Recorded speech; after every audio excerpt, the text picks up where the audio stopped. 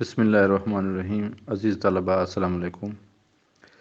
ہمارا آج کے پیپر جو ہے شرح العلوم اول 2014، 15 اور 16 کے بارے میں ہے۔ یہ سارے انشائیہ پیپرز ہوتے ہیں اور آپ کو ان کے جواب انشائیہ انداز میں دینے پڑتے ہیں، جبکہ دیگر اکثر کتب میں آپ کو معروضی کا بھی پیپر دیا جاتا ہے۔ بعض جگہوں پر یہ 10 نمبر کا معروضی کا پیپر ہوتا ہے، 10 نمبر کا انشائیہ، پھر ان کا ماڈل بنا کر آپ کو رزلٹ دیا جاتا ہے۔ لیکن شرح العلوم میں سارا کا سارا انشائیہ حصہ ہوتا ہے، جس میں آپ کو استدلالی بحث کرنی ہوتی ہے یا آپ کو ایسا کتاب کا حل ضرورت ہوتی ہے جو کہ آپ نے اچھے طریقے سے سمجھا ہوا ہو اور پڑھا ہوا ہو۔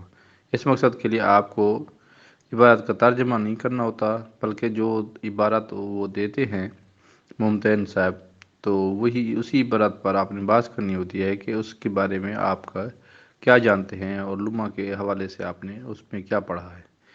یہ پیپر آپ کو امید ہے سارے پیپر میں نے اپلوڈ کرنے ہیں، اور ہر پیپر کے اپلوڈ میں تھوڑا سا ٹائم لگتا ہے، تو آپ لوگ ذرا زیادہ جلدی نہ کیا کریں، لیکن آپ لوگوں کو سارے پیپر انشاءاللہ میں دے دوں گا تاکہ آپ لوگ صحیح انداز میں اپنے امتحان کی تیاری کر سکیں۔